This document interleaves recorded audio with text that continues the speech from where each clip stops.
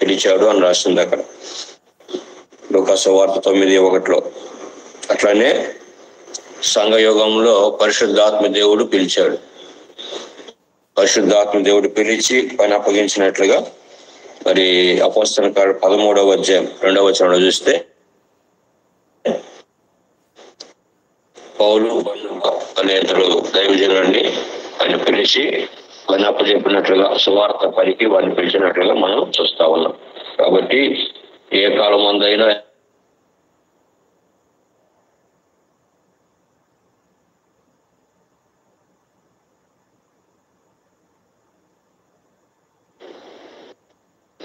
మీరందరూ కూడా వచ్చిన వారే, అందుకే సంఘంలో చేర్చబడ్డారు.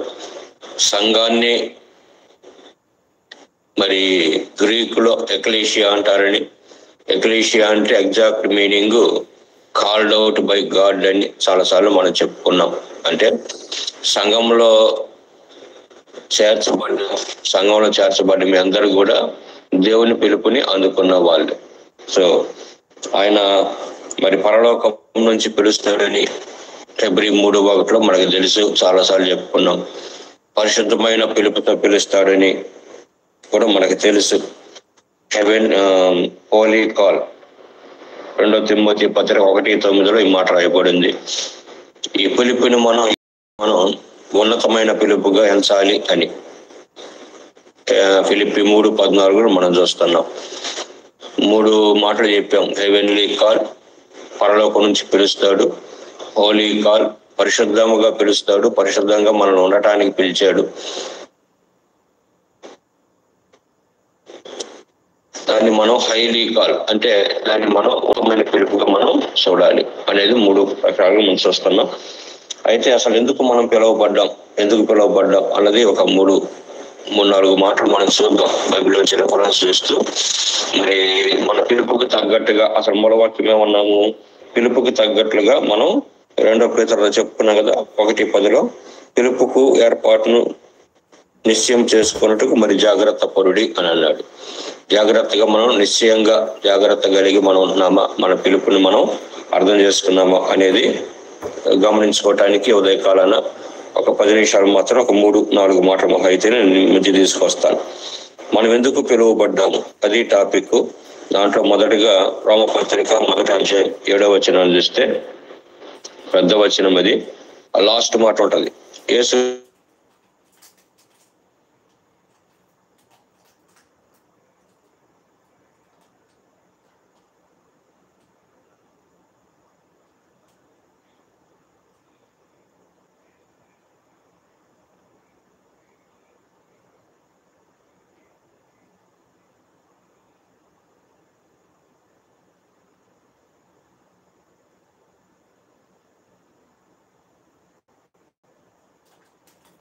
సో మనందరం కూడా క్రీస్తు వారిగా ఉండటకు పిలువబడ్డాం. అందుకని క్రైస్తవులు అనబడుతున్నాం. మరి క్రీస్తు వారిగా అంటే ఇప్పుడు మనందరం ఏదన్నా ఎవరినన్నా వెంబడిస్తా ఉంటే ఆ వాళ్ళ వారం మనం అని అంటాం కదండి, పలానా వాళ్ళం అని అంటారు. అంటే ఏదైనా పార్టీని వెంబడిస్తున్నారు అనుకోండి, వీళ్ళందరూ తెలుగుదేశం వారు అని అంటారు, వీళ్ళందరూ పలానా వైసీపీ వాళ్ళు అని అంటారు. అంటే ఇక మనం కంప్లీట్ గా ఆ పార్టీని లేకపోతే దానికి సంబంధించిన ఎన్ని కూడా మనం ఫాలో అవుతూ ఉంటాం. అందుకని వాళ్ళంగా మనం గుర్తించబడతాం. ఇప్పుడు క్రైస్తవంగా అని అంటే మనందరం కూడా క్రీస్తు వారంగా ఉండటకు పిలువబడ్డవాళ్ళం, క్రీస్తు వారంగా ఉండటకు పిలువబడ్డవాళ్ళం. మరి అలా క్రైస్తవులుగా మనం ఈ లోకంలో జీవించగలుగుతున్నామా, ఒక్క పేరుకు మాత్రమే క్రైస్తవులు అనిపించుకుంటున్నామా అనేది పరీక్షించుకోవాలి. అసలు యాక్చువల్గా బైబిల్లో 3 సార్లే క్రైస్తవులు అనే పేరు రాసింది కదా, పదం రాసింది కదా. ఆ 3 సార్లు రాసిన సందర్భాన్ని మనం గుర్తు చేసుకుంటే చాలు అసలు నిజంగా క్రైస్తవులు అంటే ఎలా ఉంటారండి. అపోస్తలుల 11:26 శిష్యులు క్రైస్తవులు అనబడిరి అని రాసింది. శిష్యులు అని అంటే వెంబడించేవారు, ఫాలో అయ్యేవాళ్ళు, ఫాలోవర్స్. కాబట్టి ముందుగా ఎవరు క్రైస్తవులు అని అంటే యేసు ప్రభువారిని ఫాలో అయ్యేవాళ్ళు, వెంబడించేవారు మాత్రమే క్రైస్తవులు. ఏదో మరి యేసు ప్రభువుని నమ్ముకున్న వాళ్ళందరూ క్రైస్తవులు అని బైబిల్ మరి పూర్తిగా చెప్పట్లేదు. కానీ జనరల్ గా మనం అయితే ఈ రోజున యేసు ప్రభువుని నమ్ముకున్న వాళ్ళందరినీ క్రైస్తవులు అనేస్తున్నాం. కానీ యాక్చువల్ గా బైబిల్ ప్రకారం అయితే యేసు ప్రభువుని నమ్ముకొని ఆయన వెంబడిస్తానికి సిద్ధపడ్డ వాళ్ళు, శిష్యులుగా ఉన్న వాళ్ళు ఎవరైతే ఉన్నారో వారిని క్రైస్తవులు అని బైబిల్ అంటుంది. మరి యేసు ప్రభువు నన్ను వెంబడించగోరువారు అని అంటూ చాలా మాటలు చెప్పాడు కదా. ఎవరైనా నన్ను వెంబడింపగోరిని ఎడలంటూ తను ఉపేక్షించుకొని తన శిలువలు ఎత్తుకొని నన్ను వెంబడించాలి. తన కుటుంబాన్ని మరిటన్నిటినీ కాదనుకొని నన్ను వెంబడించాలి అంటూ ఆయన చాలా చెప్పాడు బైబిల్లో. లూకాసు వార్తలు కానీ మత్తయి సువార్తలు అన్ని సువార్తలు కూడా నన్ను వెంబడింపగోరిన వారు అని చెప్పాడు. సో అలా మరి కమిట్మెంట్ తో ఆయన వెంబడించే వారందరినీ కూడా వారినే క్రైస్తవులని బైబిల్ అంటుంది. వారికి మనం ఆయన వెంబడించే వారిగా ఉన్నామా లేదా, ఉంటేనే క్రైస్తవులు అని అర్థం. క్రీస్తు వారిగా ఉండటకు పిలువబడ్డ వాళ్ళం అని అర్థం. అట్లానే అపోస్తల కార్యాలైన 16వ అధ్యాయం 26వ అధ్యాయం 28వ వచనంలో అక్కడ అగ్రిప్ప మహారాజు అంట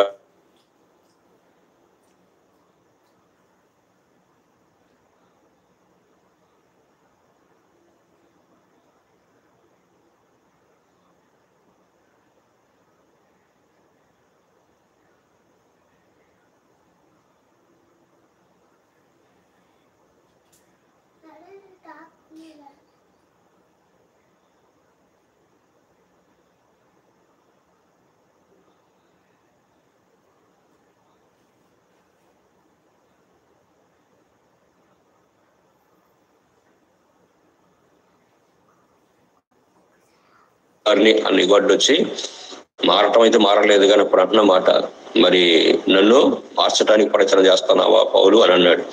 అంటే రాజుగారి ఎదుట మరి సాక్షిగా నిలబడ్డ పౌలు చూసి క్రైస్తవుడు అనే పదాన్ని అక్కడ ఉపయోగించాడు. కాబట్టి రెండవ మాట ఏంటంటే మనం సాక్షులుగా నిలబడ్డ వాళ్ళమే క్రైస్తవులు అనిపించుకుంటాం. ముందేమో శిష్యులుగా ఉన్న వాళ్ళమే క్రైస్తవులు, ఇప్పుడు సాక్షులుగా నిలబడ్డ వారినే బైబిల్ క్రైస్తవులు అని అంటది. కాబట్టి మరి మన జీవితాలు, మన నడవడిక, మన ప్రవర్తన, మన జీవితాలు యేసు వారి జీవితానికి మరి సాక్ష్యంగా ఉన్నట్లయితే, కొద్ది గొప్ప మీరు మీ సాక్ష్యాలు చెప్పుకుంటా ఉన్నట్లయితే, మీరు మార్చబడిన సాక్ష్యం, దేవుడు మీకు చేసే కార్యాలు సాక్ష్యంగా చెప్పుకునే వాళ్ళైతే వారిని మాత్రమే క్రైస్తవులు అంటారు. వారు మాత్రమే క్రీస్తు వారుగా ఉండటకు పిలువబడ్డ వాళ్ళు. చాలా మంది ఉంటారు, మందిరాన్ని నమ్ముకుంటారు, మందిరానికి వస్తూ ఉంటారు, క్రైస్తవులుగా అనబడుతున్నారు. కానీ ఒక్క విషయంలో నోరు తెరవరు. వాళ్ళు దేవుని గురించి ఒక్క మాట సాక్ష్యం చెప్పరు. దేవుడిని వెంబడించే విషయం, యేసుప్రభువుని వెంబడించే విషయంలో ఏమాత్రం మరి శిష్యులుగా వాళ్ళు ఉండలేరు. ఇలాంటి వారిని కూడా మనం క్రైస్తవులు అనాల్సి వస్తుంది. కానీ బైబిల్ అయితే ఒప్పుకోదు. ఎవరంటే క్రైస్తవులు ఎవరంటే సాక్షులుగా ఉండటానికి సిద్ధపడ్డవారు, సాక్ష్యం చెప్పటానికి ధైర్యంగా ముందుకు వచ్చేవారు, వీరిని క్రైస్తవులు అని అంటారు. అట్లానే పేతురు రాసిన మొదటి పత్రిక 4వ అధ్యాయం 16వ వచనంలో మరి క్రైస్తవుడైనందుకు సిగ్గుపడక ఆ పేరును బట్టి దేవుణ్ణి మహిమపరచు అని అన్నాడు. అంటే సిగ్గుపడని వారు క్రైస్తవులు. శిష్యులు ఎవరైతే శిష్యులుగా ఉన్నారో వాళ్ళు క్రైస్తవులు. ఎవరైతే సాక్షులుగా ఉండగలుగుతున్నారో, సాక్ష్యాలు చెప్పగలుగుతున్నారో వారు క్రైస్తవులు. ఎవరైతే సిగ్గుపడకుండా, క్రైస్తవుడైనందుకు సిగ్గుపడకుండా దేవుని కొరకు బతుకుతున్నారో వాళ్ళు క్రైస్తవులు.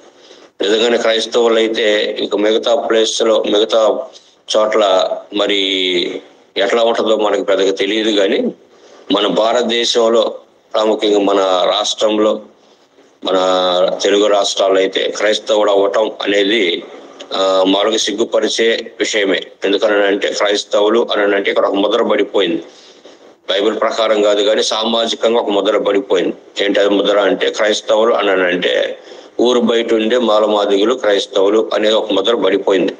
మరి చాలా మంది అగ్రకులస్తులు అనబడే వాళ్ళు క్రైస్తవులు అవ్వటానికి సిగ్గుపడతారు. ఎందుకనంటే క్రైస్తవులను చెప్పుకొని సిగ్గుపడతారు. ఎందుకనంటే నువ్వు కూడా వారిలో గెలిచిపోయావా అని అనేస్తారు. మాలమాదిగులు గెలిచిపోయావా, మనకి దేవుళ్ళు లేరని మీరు ఆ మతంలో చేరారు, మాలమాదిగుల మతంలో చేరారు, మాలమాదిగులు దేవుడే కావాల్సి వచ్చారా అని తిట్లు అనే ఆ తిట్లు కూడా మీరు పడే ఉంటారు బహుశా.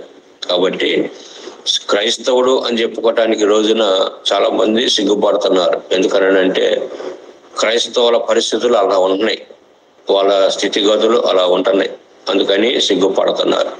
అయినప్పటికీ మరి నేను క్రైస్తవుణ్ణి అని మీరు చెప్పుకోగలగాలి. ఇంకా పైగా సువార్త చెప్పాలి. అంటే అట్లా నేను క్రైస్తవుణ్ణి అంటే నేనేం నామకార్థ క్రైస్తవుని కాదు, లేకపోతే అట్లాంటి క్రైస్తవుని కాదు అని చెప్పగలిగేటట్లుగా మీ సాక్ష్యం మీరు కాపాడుకుంటూ ఒక మంచిగా మనం జీవిస్తున్నట్లయితే క్రైస్తవుడు అని చెప్పుకోవడానికి ఎప్పుడు కూడా సిగ్గుపడకూడదు. మన రాష్ట్రంలో ఆ పరిస్థితులు ఉన్నాయి, అయినప్పటికీ మనం ధైర్యంగా నేను క్రైస్తవుని అని ధైర్యంగా చెప్పుకోగలిగి ఉండాలి. కాబట్టి శిష్యులుగా ఉండేవారు క్రైస్తవులు, సాక్షులుగా ఉండేవారు క్రైస్తవులు, దేవుని కొరకు సిగ్గుపడేవారు క్రైస్తవులు. నేను సువార్త కొరకు సిగ్గుపడేవారును కాను అని అన్నాడు పౌలు భక్తుడు కదా. కాబట్టి సువార్త చెప్పడానికి సిగ్గుపడకూడదు, యేసుక్రీస్తు నా రక్షకుడు అని చెప్పడానికి సిగ్గుపడకూడదు. నేను క్రైస్తవుణ్ణి, నేను నా మనస్సు మార్చుకున్నాను, నేను ఒక మంచి జీవితం జీవిస్తున్నాను క్రైస్తవుడిగా అని చెప్పుకోవటానికి సిగ్గుపడకూడదు. సో యేసుక్రీస్తు వారుగా ఉండటకు మనము పిలువబడ్డాం, అందుకనే క్రైస్తవులు అనిపించుకుంటున్నాం. క్రైస్తవులు అని అంటే ఈ 3 లక్షణాలు ఖచ్చితంగా ఉండాలి. అలా ఉంటే మన పిలుపుని మనం మరి జాగ్రత్తగా నిశ్చయముగా చక్కగా పిలుపుకి తగ్గట్టు జీవిస్తున్నాం అని అర్థం. ఒకసారి మనం పరీక్ష చేసుకుందాం. కాబట్టి మనం క్రైస్తవులమా కాదా అనేది మనకి అర్థమవుతుంది. యేసుక్రీస్తు వారుగా ఉండటకు పిలువబడ్డామా లేదా అనేది. అట్లానే మరి గలతీ పత్రిక 5వ అధ్యాయం 13వ వచనంలో చూస్తే, గలతీ పత్రిక 5:13లో అక్కడ స్వతంత్రులుగా ఉండటకు మీరు పిలువబడి ఉన్నారు అనే మాట ఉంటది. అని లేకుంటే అక్కడ ఏముందంటే, సహోదరులారా మీరు స్వతంత్రులుగా ఉండటకు పిలువబడితిరి. No bondages. ఇక మనకేమీ కట్టులు లేవు, మన మీద ఏమి బంధకాలు లేవు,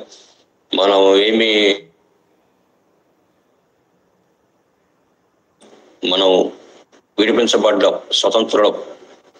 అందుకనే మనకి రోమా 8:1 ఉంటది, కాగా ఇప్పుడు క్రీస్తునందున్న వారికి ఏ శిక్షా విధి లేదు అని అంటాడు. కాబట్టి స్వతంత్రులుగా ఉండటానికి మనం పిలువబడ్డాం. గుర్తుపెట్టుకోండి, క్రైస్తవులుగా ఉండి క్రీస్తు వారుగా ఉండటకు పిలువబడిన తర్వాత మరలా ఆ దాస్యాల్లోకి, ఆ బంధకాల్లోకి వెళ్ళకండి. ఆచార సంబంధమైన బంధకాలు వాటిలోకి వెళ్ళొద్దు. వాటి నుంచి మనం విడిపించబడ్డాం, మనం ఆ కట్ల నుంచి విడిపించబడ్డాం, ఆ బంధకాల నుంచి విడిపించబడ్డాం, స్వతంత్రులుగా ఉండటానికి పిలువబడ్డాం. మన స్వాతంత్ర్యం మనం కాపాడుకోవాలి.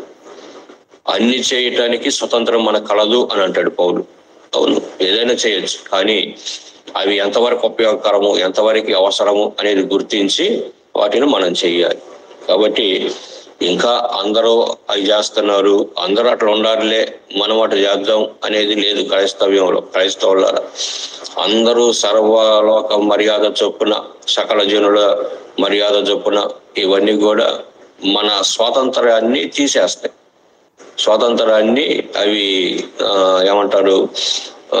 కోల్పోయేలాగా చేస్తాయి. కాబట్టి ఆచారాలు అనేవి ఏదో అందరూ పాటిస్తున్నారు కాబట్టి నేను కూడా పాటించాలన్నప్పుడు నా పర్సనల్ ఆ ఫ్రీడమ్ని నేనేమవుతున్నాను, కోల్పోతున్నాను. ఆ పర్సనల్ ఫ్రీడమ్ నేను కోల్పోతున్నాను. అలా కోల్పోయే అవసరం ఏమీ లేదు. నువ్వు వాక్యం ఏం చెబుతుందో వాక్య ప్రకారంగా నీ మనస్సాక్షి ఎలా నడిపిస్తుందో, నీ లోపల ఉన్న ఆత్మ ఎలా మాట్లాడుతున్నారు, ఏం నేర్పిస్తున్నాడు, అలా ఉండటమే క్రైస్తవ్యం అంటే. కాబట్టి మరలా స్వతంత్రులుగా ఉన్న మనం మరలా ఆచారాల జోలికి వెళ్ళి, లేకపోతే ఏదో నలుగురు కోసం అని అంటూ ఆ బంధకాల్లోకి వెళ్లాల్సిన అవసరం లేదు అని గుర్తుపెట్టుకొని మనందరం కూడా వాక్యానుసారంగా జీవించేవారం. అట్టి స్వాతంత్రం దేవుడు మనకు అనుగ్రహించాడు. సో వాక్యం బాగా అర్థం చేసుకుంటూ క్రొత్త నిబంధనలో యేసు ప్రభువు వారు ఏం చెప్పారు, తర్వాత ఆయన అపోస్తలుడు పరిశుద్ధులకు మరి ఆయన బోధన అప్పగించాడు. ఆ బోధ ప్రకారంగా మరి పౌలన్న 14 పత్రికలు రాశాడు. పత్రికల్లో క్రైస్తవులు ఎలా ఉండాలి అని చెప్పుకుంటూ వచ్చాడు. వాటన్నిటి ప్రకారం స్వతంత్రంగా మనం ఉండటానికి దేవుడు మనల్ని పిలిచాడు. కాబట్టి ఆచారాల జోలికి వెళ్ళకండి, అవి మరలా మనల్ని బంధకాల్లోకి నెట్టేస్తాయి. కాబట్టి ఆచారాలు, సాంప్రదాయాలు, లేకపోతే కట్టుబాట్లు, మనం భారతదేశంలో పుట్టాం, భారతీయులుగా ఉండాలంటూ భారతదేశ సాంప్రదాయాలు, ఇవన్నీ కూడా మరి అవసరమైన మేరకు ఈ సమాజంలో జీవించే మేరకు ఓకే, కానీ మరి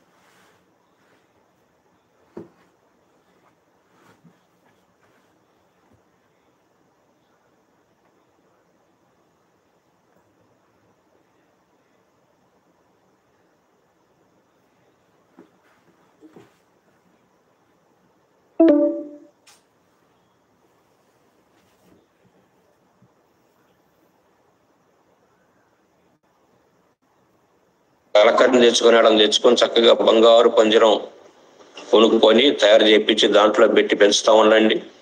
మంచి ఏమంటారు, సిరిధాన్యాలు వేసి పెంచుతూ ఉండండి. ఎప్పుడైనా ఒక్కసారి ఆ పంజరపు ఆ ద్వారం, ఆ తలుపు తీయండి, ఏం చేసేది అది ఒక్కసారిగా బయటికి ఎగిరిపోయి. ఆ చిలక ఏం కోరుకుంటుందనంటే స్వాతంత్రం కోరుకుంటుంది. ఈ రోజున క్రైస్తవులు ఉన్న మనం కోరుకోకుండానే, దానికోసం ఫైట్ చేయకుండానే, ఏం చేయకుండానే స్వాతంత్రం దేవుడు మనకి ఇచ్చాడు కదా. మన భారతదేశం స్వతంత్రాన్ని పొందుకోవటానికి అన్ని సంవత్సరాలు పోరాటం చేసింది. స్వతంత్ర సమర యోధులు అంటారు కదా, స్వాతంత్రం కొరకు సమరమే చేసింది, పోరాటమే చేసింది, యుద్ధమే చేసింది. ఏ యుద్ధము చేయకుండానే, ఏ పోరాటం చేయకుండానే యేసుప్రభువు వారిని నమ్ముకున్నందుకు ఆయన మనకేమిచ్చాడు? స్వేచ్ఛని ఇచ్చాడు, స్వతంత్రత ఇచ్చాడు. కాబట్టి స్వతంత్రులుగా ఉండటానికే మనం పిలువబడ్డాం. మరలా అనవసరమైన ఆచారాలనే బాండేజీల్లోకి, ఆ బంధకాల్లోకి వెళ్ళొద్దు. ఇంకొక మాట చూద్దాం మన సమయాన్ని బట్టి. 1 కొరింథీ పత్రిక 7వ అధ్యాయం 15వ వచనం. 1 కొరింథీ పత్రిక 7:17. అక్కడ మనం ఎలా ఉండటానికి పిలువబడ్డాము అని అంటే, ఆ ఫుల్ స్టాప్ దగ్గర నుంచి చదవండి. రెండో లాస్ట్ మాట, సమాధానంగా ఉండటకు దేవుడు మనలను పిలిచి ఉన్నాడు. సమాధానంగా ఉండటకు దేవుడు మనల్ని పిలిచి ఉన్నాడు. మన పిలుపుని మనం నిశ్చయం చేసుకొని జాగ్రత్త పడితే ఖచ్చితంగా నేను సమాధానానికి నన్ను పిలిచాడు అని, సమాధానకర్త అయిన మరి యేసుప్రభువు వారు నన్ను పిలిచాడు కాబట్టి నేను సమాధానంగా ఉండాలి అని మనందరం కూడా చక్కగా మన జీవితాన్ని సమాధానంగా మార్చుకోగలుగుతాం. క్రైస్తవులారా, గుర్తుపెట్టుకోండి, ఖచ్చితంగా మరి మీ కుటుంబంలో సమాధానమే రాజ్యం వెళ్తూ ఉండాలి, కానీ అగాధాలు,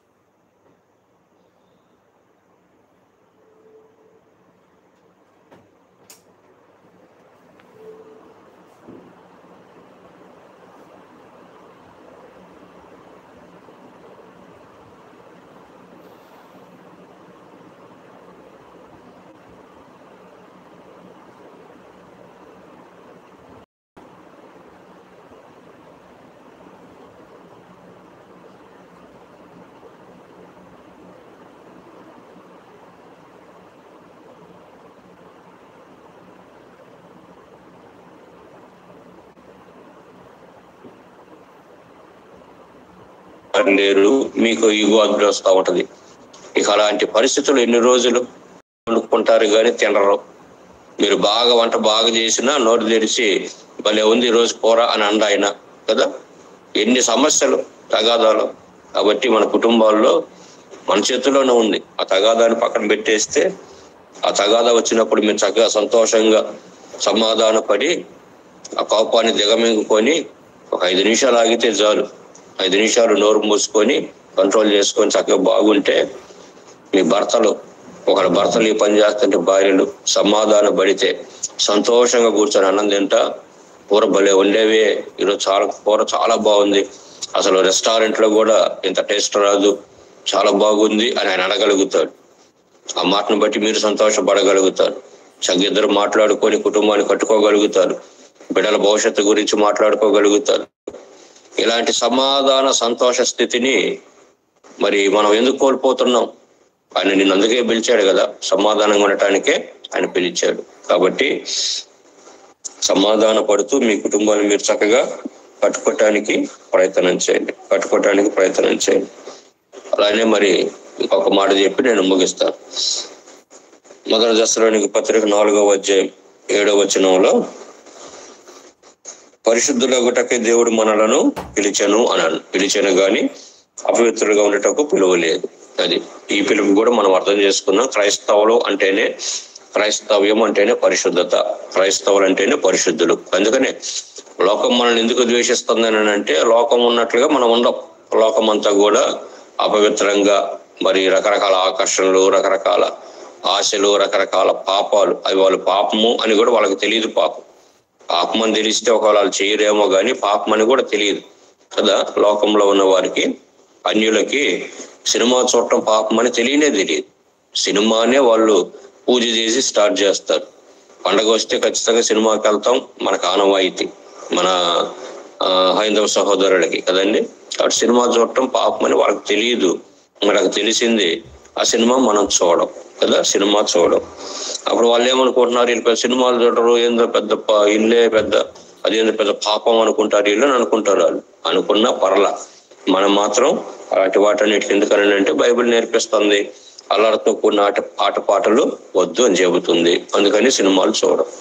అట్లా పరిశుద్ధంగా ఉండటానికి మనల్ని దేవుడు పిలిచాడు. పరిశుద్ధంగానే మనం ఉండటానికి ప్రయత్నం చేయాలి.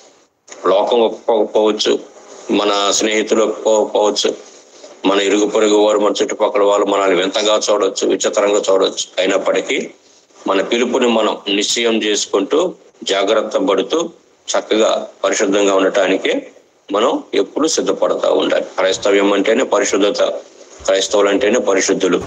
మనం ఎలా జీవించగలం పరిశుద్ధంగా అంటే వాక్యాధారంగా. వాక్యం మనకి ఏదైతే చెబుతుందో, మరి దేవుడు ఆలోచనలు తెలియజేసే వాక్యము. సో వాక్య ప్రకారంగా దేవుడు ఏది ఓర్చుకోలేడో అది మనం చేయకుండా ఉంటాం. దేవుడు ఏది ఇష్టపడతాడో దాన్ని చేస్తూ ఉండటం అనేది పరిశుద్ధత. ఇది పరిశుద్ధతకు నిర్వచనం.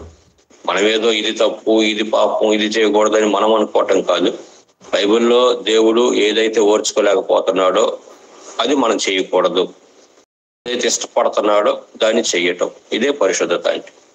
సో అవి నేర్చుకుంటూ, అవి తెలుసుకుంటూ వాక్యానుసారంగా పరిశుద్ధాత్మ దేవుని నడిపింపులో చక్కగా మనం మన జీవితాన్ని పరిశుద్ధంగా గడపటానికి, పరిశుద్ధంగా జీవించటానికి సిద్ధపడితే, నేను పరిశుద్ధుడిగా ఉండలాగానే మీరును పరిశుద్ధుడిగా ఉండండి అన్న పిలుపు మీకు అర్థమైతే పరిశుద్ధంగా ఉండటానికి సిద్ధపడతారు. చిన్న చిన్నవే, మనం ఏదో పెద్ద హత్యలు, దోపిడీలు, మానభంగాలు ఏం చెయ్యం, కానీ చిన్న చిన్న విషయాల్లో మనం జారిపోతా ఉంటాం. పర్లేదు, అవన్నీ కూడా మనుషులు మనం.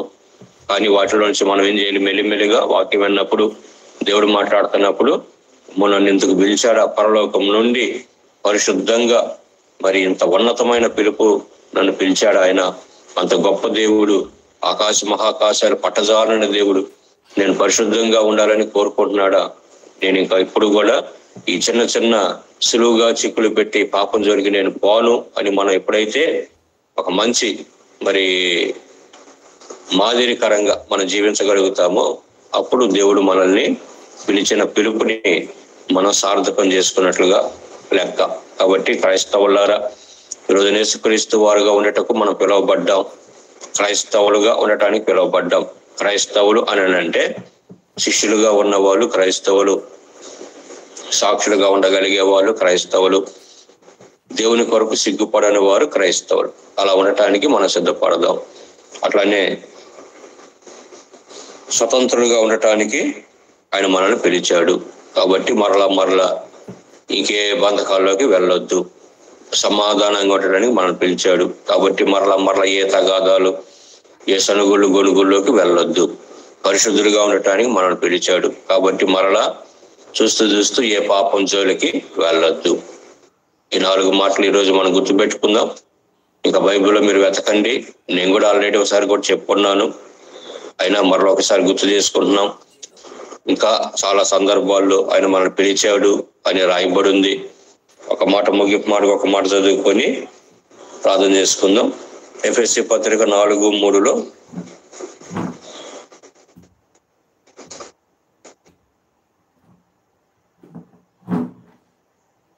మీరు పిలువబడిన పిలుపుకు తగినట్లుగా అని అన్నాడు.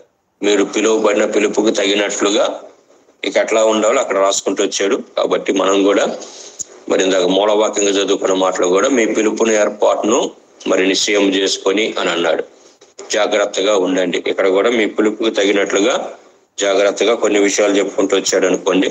కాబట్టి ఈ రోజున అంశం ఏంటంటే మనం చేయాల్సిన పని ఏంటంటే మన పిలుపును మనం అర్థం చేసుకొని పిలుపుకు తగినట్లుగా చక్కగా మరి జాగ్రత్తగా దేవునికి ఇష్టంగా వాక్యానుసారంగా బతకటానికి, జీవించటానికి మనందరం కూడా సిద్ధపడదాం. ఏమైనప్పటికీ మన పిలుపు పరలోక సంబంధమైన పిలుపు, చాలా పరలోకంలో ఉండే అద్భుతమైన దేవుడు మనల్ని పిలిచాడు అని గుర్తుపెట్టుకోండి.